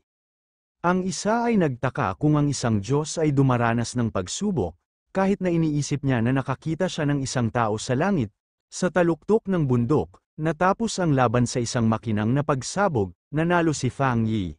Kinumpirma ito ng isang mensahe ng system, na nagpapahayag na nakakuha siya ng refined divine thunder power at maaari na ngayong tumawag ng makalangit na kidlat upang gawing makadiyos ang kanyang katawan.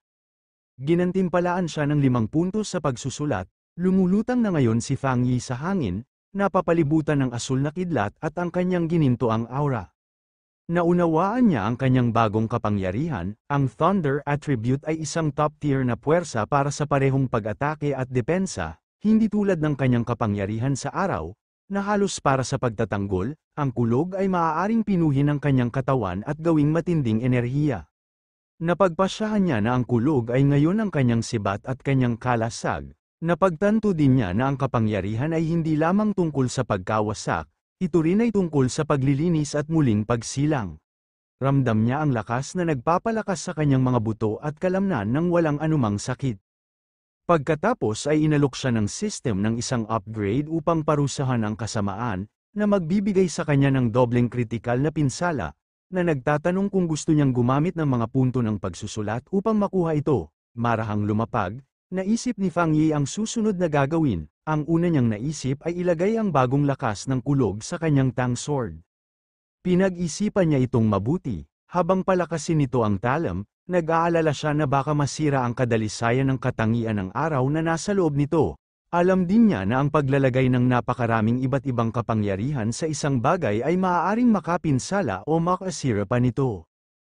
Bigla siyang nagkaroon ng magandang ideya. Sa pagtingin sa kanyang kamay, nagpasya siyang gumawa ng ibang bagay, direktang ilalagay niya ang katangian ng kulog sa kanyang kanang kamay.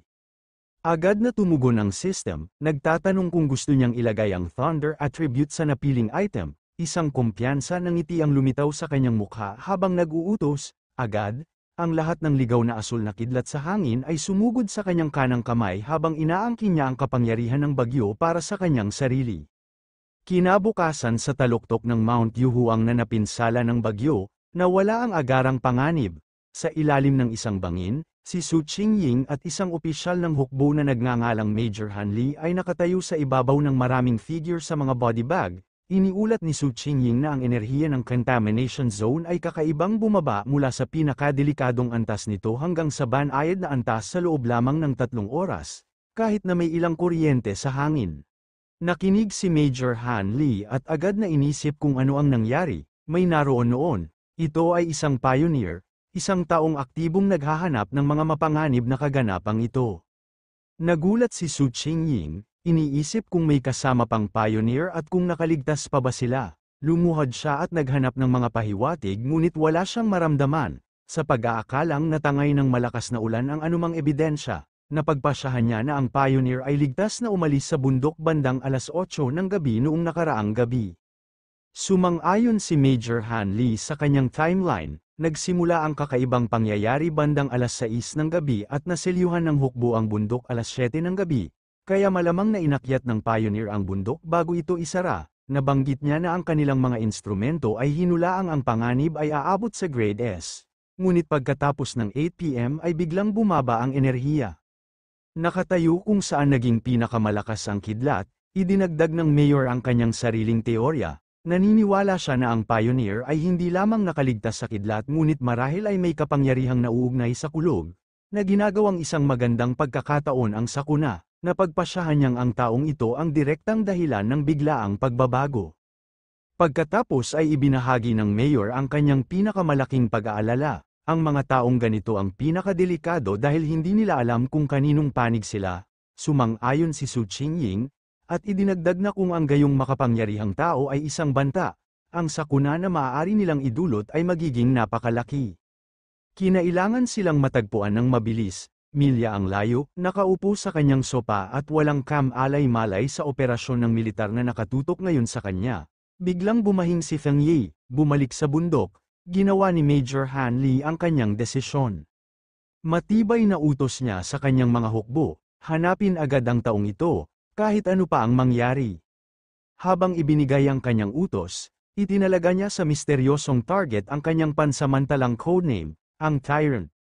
Nagsimula kaagad ang investigasyon sa Yuhuang Mountain. Inaasahan ng hukbo na ang Spiritual Practitioners Association ay maaaring mag-recruit ng misteryosong tao na may pangalang Tyrant sa lalong madaling panahon. Pansamantala, pananatilihin nilang lihim ang lahat ng impormasyon tungkol sa kaganapan at magsisimula ng kanilang sariling investigasyon. Sa tag-ulan, sinabi ng leader ng asosasyon kay Major Hanley na mayroon na silang mataas na antas na pioneer na sinusubukang makipag-ugnayan, pagkatapos ay bumaling siya kay Su Qingying at inutusan itong ibigay ang kanyang ulat sa mayor. Si Su Qingying ay nahuli sa utos at napabuntong hininga sa gulat. Sa pilitang mag-isip ng mabilis, sinimulan niya ang kanyang kalahating totoong ulat. Ikinonekta niya ang kasalukuyang pangyayari sa Pioneer na kamakailan ay nag-alis ng polusyon sa isang lokal na unibersidad. Sa loob-loob niya, siya ay nagpapanik, natatakot na baka may masabi siyang mali at ibunyag ang kanyang pakikitungo kay Feng Yi. Ipinaliwanag niya na sinubukan niyang makipag-ugnayan sa kanya, ngunit mahirap siyang hanapin. Binanggit niya ang paghahanap sa katawan ng isang mutated rabbit na pinatay niya at natukoy ng tama ang katangian ng young flame nito mula sa ebidensya. Nagtapos siya sa pamamagitan ng pangakong gagawin niya ang lahat para makalapit sa kanya at malaman kung paano niya naalis ang gate ng unibersidad. Tahimik siyang nanalangin para sa tulong, alam na ang paghahalo ng katotohanan sa mga kasinungalingan ang tanging paraan niya para maging totoo ang kanyang kwento. Si Major Hanley ay nakinig ng mabuti, iniisip kung ano ang ibig sabihin ng isang pioneer na may katangiang young flame. Tila natuwa siya sa ulat niya at pinasalamatan siya sa kanyang pagsusumikap, at tinawag siyang talentadong kabataang pioneer. Sumagot si Su Qingying na ito ay kanyang tungkulin. Nang matapos ang pulong, binanggit ni Major Hanley na maglalabas sila ng mga peking balita tungkol sa mga natural na sakuna upang itago ang kaganapan sa publiko. Sinabi rin niya na hindi siya sumang-ayon sa pag-post ng espiritual na impormasyon ng enerhiya sa online kung saan maaaring gamitin ito ng masasamang tao. Habang nag-uusap ang mga opisyal, tahimik na bumantong hininga si Su Qingying, nakahinga ng maluwag na sa wakas ay natapos na ang mahirap na pagtatanong. Pagbalik sa kanyang tahanan, ginamit ni Feng Yi ang kanyang ginintoang sun breathing technique para madaling matuyo ang kanyang puting hoodie, na ginagawa itong kumikinang sa mainit na liwanag bago ito itinaas, perpektong malinis at tuyo. Pagkasuot nito ay tiningnan niya ang mga pagbabago sa kanyang katawan. Kahit na pagkatapos idagdag ang malakas na katangian ng kulog, naramdaman pa rin niya ang isang malinaw na pagkakaiba. Bumaba ang tingin niya sa kanyang kanang kamay, na ngayon ay kumikinang sa asul na kidlat. Ito ay ganap na nagbago, naging pinakamalakas na bahagi ng kanyang katawan at nakakuha ng malaking tulong. Habang binaluktot niya ang kanyang mga daliri, lumilitaw ang maliliit na bola ng kidlat, naramdaman niyang malapit na siya sa isa pang upgrade. Ang higit na ikinagulat niya ay kung paano naging kalmado ang dating Wild Thunder attribute bilang isang kuting matapos idagdag sa kanyang katawan, na hinayaan siyang kontrolin ito ng malaya. Inihambing niya ito sa matinding sakit na naramdaman niya noong una niyang na-unlock ang attribute na yang at inisip kung hamina ang enerhiya sa proseso. Sa pag-alala na sinabi sa kanya ng system na ang bagong kapangyarihan na ito ay nagdulot ng dobleng pinsala sa kakaiba at masasamang nilalang, sabik siyang subukan ito. Naputol ang kanyang pag-iisip nang biglang may alerto mula sa kanyang telepono sa malapit na mesa. Pinulot niya ito, iniisip kung ano ang nangyayari ngayon. Nag-set up siya ng mga espesyal na alerto sa balita pagkatapos ng huling insidente. Alam niyang sa mga nakakabaliw na panahong ito, maglalabas ang gobyerno ng mga babala para protektahan ang mga tao. Gayunman, para sa isang pioneer na tulad niya, ang mga babalang ito ay higit pa sa mga paunawa ng panganib. Sa bawat krisis, may pagkakataon na lumakas, kahit na nanganganib ang kanyang buhay. Habang iniisip ni Feng Yi ang susunod na gagawin, tiningnan niya ang pangunahing alerto ng balita sa kanyang telepono. Ayon sa ulat, isang malaking pagsabog ang nangyari sa loob ng isang planta ng kemikal, na nagdulot ng maraming polusyon sa lungsod. Sinabi ng opisyal na kwento na walang nasaktan at sinabi sa mga tao na manatiling kalmado. Ngunit si Feng Yi ay naghinala sa isang kaganapang ganito kalaki. Sinuri niya ang mga online na forum, kung saan ang mga taong nakakita nito ay nagbigay ng mas nakakatakot na kwento. Inilarawan ng mga taong nakatira sa malapit ang isang sobrang kitakot-takot na pakiramdam na hindi nila maipaliwanag. Isang tao ang nagtanong kung ito ay isang malamig na masamang aura, at ang isa ay mabilis na sumang-ayon, bagamat marami ang nagdududa, ang pangkalahatang pakiramdam ay takot at pangamba.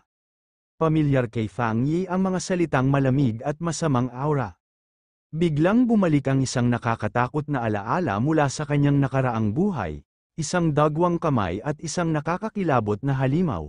Naalala niya ang pagtatago sa takot mula sa isang higanti, pula, demonyong hayop habang sinisira nito ang lahat sa paligid nito.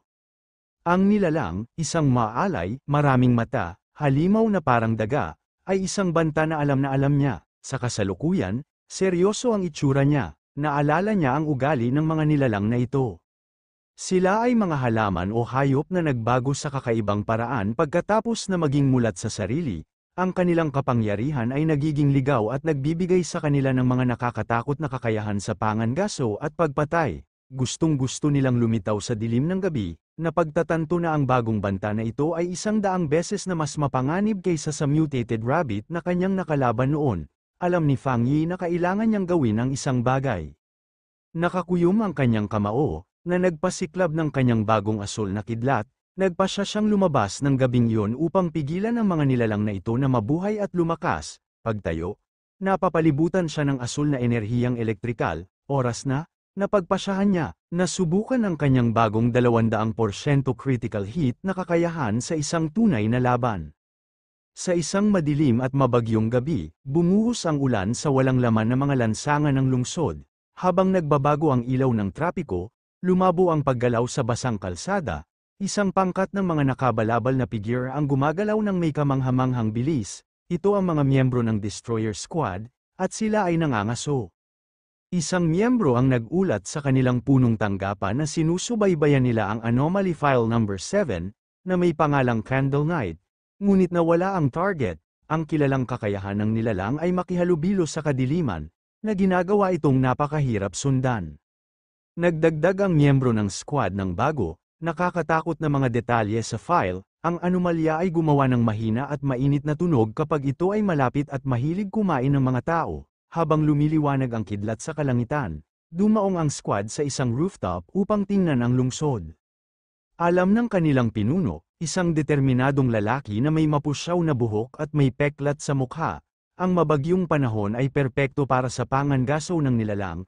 Sinabi niya ng may matinding katiyakan na hindi nila hahayaang mangyari yun. Milya ang layo, sa isang abalang command center, nakuha ng isang operator ang na-update na impormasyon. Kinumpirma niya ang bagong data para sa file number 7, na isumite na ang Candle Night. Seryoso ang sitwasyon. Ang isang kahilingan sa pagpuksa ay inihain bilang isang mataas na prioridad, na may layuning malutas ito sa loob ng 12 oras. Ang utos ay bumalik mula sa punong tanggapan. Ang Destroyer Squad ay dapat magpatuloy sa paghabol sa target, ngunit ang kanilang sariling kaligtasan ang pinakamahalaga. Agad na muling sinimula ng koponan ang paghabol, tumalon mula sa gusali hanggang sa gusali sa maulan na lungsod. Huminto ang pinuno ng squad, nakatingin sa isang kumikinang, holographic na mapa ng lungsod na puno ng mga pulang marker na nagpapakita ng mga aktibong anomalya. Alam niya na ang 12 oras ng pagtugon ay hindi mabilis, ngunit ito ang pinakamahusay na magagawa ng punong tanggapan. Malaki ang bansa, at may mga anomalya na lumilitaw sa lahat ng dako, maging ang kanilang mga advanced na mapagkukunan ay nababanat ng manipis. Nang malapit na ang Destroyer Squad sa huling alam na lokasyon ng kanilang target, isang babala ang dumating mula sa kanilang punong tanggapan. Sinabi sa kanila ng operator na ang lugar na kanilang pinapasukan ay kasalukuyang inookupahan ng mga ahente ng Spiritual Energy Cultivation Association. Isang larawan ni Su Qingying ang lumabas sa screen habang ipinaliwanag ng operator na ang kanyang team ay nanunood ng mga pioneer doon at maaaring hilingin na tumulong. Kinilala ng pinuno ng Destroyer Squad ang mensahe at hiniling sa punong tanggapan na tulungan siya. Sinabing narinig niya ang kanyang mabuting gawain. Sa ibang lugar, nagulat si Su Qingying nang malaman na siya ay naging napakasikat. Ang Destroyer Squad ay mabangis na naghihintay sa ulan. Hindi nagtagal, dumating si Su Qingying at ang kanyang sariling nakabalabal na koponan, pumwesto sa mas mataas na rooftop, nakahawak ang kamay sa kanyang balakang. Tumingin siya sa squad sa ibaba at casual na nagtanong kung sila ba ang tumatawag sa kanya para mag-overtime. Hindi natuwa ang pinuno ng Destroyer Squad sa kanyang casual na tono, mahigpit niyang sinabi sa kanya na ang Candle Night Anomaly ay kumakain ng mga tao at na ito ay mas seryoso kaysa sa isang simpleng kahilingan sa overtime. Ang isa sa mga miyembro ng koponan ni Su Qingying ay tumalikod, nagtanong kung yun ang tamang paraan para humingi ng tulong. Pagkatapos ay tumalikod si Su Qingying para umalis, sinabing mukhang napakahusay ng Destroyer Squad, malamang na hindi na nila kailangan ng tulong. Inanunsyo niya na ang kanyang koponan, ang Ying Squad, ay aalis. Habang nagsimula silang umalis, ang mga miyembro ng kanyang koponan ay nagbubulungan sa kanilang mga sarili, ang isa ay nag-aalala tungkol sa mabagsik na ugali ng kanilang amo at ang isa ay nagtatanggol sa kanya, na nagsasabing ang kanilang sariling mga misyon ay kasing mapanganib.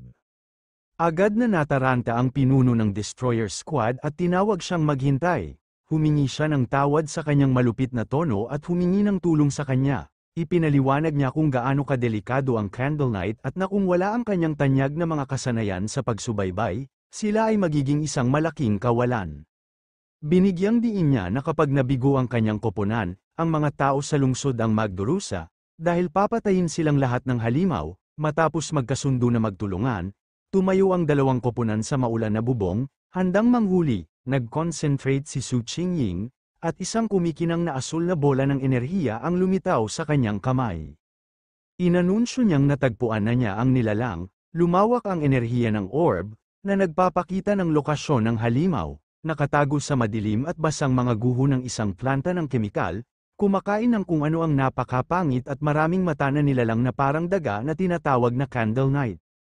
Nabanggit sa file nito na gusto nito ang dilim, kahalumigmigan, at pagkain ng mga tao. Sa nakitang target, si Su Qingying ang nagbigay ng utos para magsimula ang joint operation, matalas ang sentido ng nilalang, at agad itong tumingala, alam ang presensya nila. Tumalon ito palayo nang tumama ang isang pag-atake sa lupa kung saan ito naroroon. Sinabi ng isang miyembro ng Destroyer Squad na nakita sila ng target at inutusan ang koponan na bumuo. Ang mga miyembro ng squad ay kumilos sa hindi kapani-pani walang bilis. Ang kanilang mga balabal ay lumabo habang hinahabol nila ito. Pinalibutan nila ang nilalang mula sa lahat ng panig, at kasama ang kanilang biktima na nakulong, sabay silang sumigaw, na handang umatake. Ang isa sa mga miyembro ng Destroyer Squad ay sumugod, sumisigaw ng utos na umatake, tinamaan niya ng malakas ang nilalang, dahilan para bumagsak ito sa tumpok ng mga durog na bato. Ngunit sa halip na maging mahina, nagsimulang magbago ang katawan ng halimaw. Ang likod nito ay pumuputok na may mga pulang sugat at itim na spike, sa isang galit na hiyaw. Ang galit na Candle Night ay lumaban, lumikha ng isang puyo ng tubig ng madilim na enerhiya. Si Su Qingying ay desperadong sumigaw para sa mga koponan na mag-ingat sa sound wave at umiwas. Ang kanyang babala ay isang sandali na huli na, isang malakas na sonic blast ang sumabog mula sa nilalang, na nagpapalipad pabalik sa mga miyembro ng squad. Ang pinuno ng Destroyer Squad ay itinapon mula sa rooftop, bumagsak sa kalye sa ibaba. Isang miyembro ng kanyang koponan ang sumugod sa kanyang tabi, itinulak ng pinuno ang sarili, bagbog ngunit buhay. Inamin niya na kung hindi siya bumalik sa huling segundo, nabalian na sana ang kanyang mga buto. Alam niyang nasa matinding panganib ang mga ito, kung mananatili pa ang nilalang sa lungsod, magdudulot ito ng malaking kapahamakan. Muling umikot ang labanan habang patuloy na nagbabago ang Candle Night. Lumaki ito ng malalaking pakpak na parang paniki at naglabas ng dagendong. Ang lalamunan nito ay kumikinang sa berdeng enerhiya, pagkatapos ay nagbuga ito ng corrosive dark substance na pumuno sa hangin ng nakal-alasong berdeng usok. Itinutok ng nilalang ang putok na ito sa lupa, sinusubukang tunawin ang kalye upang mabaon sa ilalim ng lupa at makatakas. Binalaan siya ng isa sa mga miyembro ng koponan ni Su Qingying na ang halimaw ay may corrosive dark power at anumang bagay na mahawakan nito ay masisira. Ipinaliwanag niya na ang kanilang koponan ay walang sapat na lakas upang labanan ito. Si Su Qingying, gayunpaman, ay nanatiling kalmado. Inutusan niya ang kanyang koponan na manatiling alerto at huwag guluhin ang pagbuo ng Destroyer Squad, na nagpapaalala sa kanila na ang kanilang pangunahing trabaho ay ang mang-alap ng impormasyon at tumulong sa diskarte. Samantala, isang miyembro ng Destroyer Squad na may dalang punyal ang naghanda upang hampasin ang tumatakas na nilalang. Biglang kuminang mula sa dilim ang isang pares ng nagbabantang pulang mata. Ang may pakpak na Candle Knight ay lumundag pasulong, makitid na nakaiwas sa pag-atake ng isang miyembro ng Leaping Squad. Galit na galit, ang pinuno ng Destroyer Squad ay sumigaw sa kanyang koponan na huwag hayaang makatakas ang halimaw. Lumipad ang may pakpak na nilalang sa mga lansangan ng lungsod, hinabol ng mga nakabalabal na miyembro ng Ying Squad. Mula sa isang mataas na rooftop, nanood si Su Qingying at dalawa sa mga miyembro ng kanyang team. Bigla, naramdaman niya ang matinding pagtaas ng espiritual na enerhiya mula sa direksyon ng nilalang. Nang napagtanto niyang may importanteng mangyayari, inutusan niya ang kanyang team na manatili sa labas habang siya mismo ang sumunod dito. Ang paghabol ay humantong sa kanila sa isang malaki, madilim, abandonadong pabrika. Sa loob, sinabi ni Su Qingying na susuriin niya ang espiritual na enerhiya ng lugar. Napansin ng pinuno ng Destroyer Squad ang advanced na relo sa kanyang pulso. Kinumpirma niya na isa itong bagong device mula sa association, na nagpapaliwanag na ipinakita ng relo na ang antas ng enerhiya na ligtas na mahawakan ng isang squad ay 50. Ang pagbabasa ng Candle Knight ay 48 pa lang, biglang nagsimulang kumislap ang device sa kanyang pulso, ang pagbabasa ay lumampas sa 80. Sumigaw si Su Qingying na ang mga antas ng enerhiya ay nababaliw. Sa sandaling iyon, isang napakalaking, anino na anyo na may kumikinang na berdeng mga mata ang lumitaw sa mga rafters sa itaas. Sila ay dinala sa isang bitag. Natatakot si Su Qingying na may higit sa isang nilalang sa pabrika. Bumungad sa likuran nila ang makulimlim at napakapangit na mukha ng isang bagong nilalang. Nataranta ang pinuno ng Destroyer Squad, sumigaw na kailangan nilang umatras kaagad. Sa pamumuno, iminungkahi ni Su Qingying ang isang tactical na pag-atres patungo sa pangunahing pinto upang pilitin ang nakatagong kaaway na magpakita ng sarili. Nagpaputok siya ng sabog ng enerhiya para mag-clear ng landas, sumisigaw na sumunod ang kanyang koponan. Ngunit bago sila makatakas, sumigaw siya sa sakit at bumagsak. Ang kanyang mga sentido ay napuno ng isang hindi nakikitang lasong gas. Biglang natagpuan ni Su Qingying ang kanyang sarili na nag-iisa sa malawak na berdeng kadiliman ng pabrika. Tumawag siya sa kanyang team, ngunit walang sumasagot. Alam niyang malapit lang sila, ngunit dahil sa lason ay hindi nila siya maramdaman. Pagsasama-sama ng mga piraso, natanto niya ang buong bitag. Dinala sila ng Candle Knight sa pabrika na ito, na siyang teritoryo ng isang mas makapangyarihang nilalang, isang higanteng ahas na kanina pa niya mahinang naramdaman. Tila tinawag ng kanyang mga iniisip, ang malaki at nakabaluti na ulo ng isang malabong ahas na may kumikinang na berdeng mga mata ay bumungad sa kanya. Naunawaan na niya ngayon na hindi katulad ng simpleng dark power ng Candle Knight, ang itim na ambon ng nilalang na ito ay isang malakas na lason, at nilalanghap na nila ito mula nang dumating sila. Ang gas ay gumana ng tahimik, paralisado ang mga biktima nito habang inuubos ang kanilang espiritual na enerhiya. Ang paglaban sa likod ay mas mabilis na mauubos ang kanilang kapangyarihan, na humahantong sa tiyak na kamatayan. Pakiramdam niya ay halos wala na ang sarili niyang espiritual na enerhiya, at kung wala ito, alam niyang malapit na siyang maging isa pang biktima. Nang bumagsak siya sa sahig, nawala ang kanyang lakas, nawalan siya ng pag-asa sa nakakatakot na katalinuhan ng isang nilalang na nakikipaglaro lang sa kanila. Ipinikit niya ang kanyang mga mata, iniisip kung ito na ba ang katapusan. Habang natatalo sa sahig ng pabrika, nakita ni Su Qingying ang isang sinag ng liwanag na tumawid sa berdeng kadiliman sa itaas. Isang kurap ng pag-asa ang lumitaw sa kanyang mga mata. Biglang sumabog ang kisame ng pabrika sa loob, at napuno ng nakakasilaw na liwanag ang silid. Nanlaki ang mga mata niya nang may bumaba mula sa pagsabog. Si Fang Yi yun, maganda siyang bumagsak sa mga durog na bato. Ang kanyang nakatalukbong na figura ay nakaharap sa kumikinang na butas sa kisame.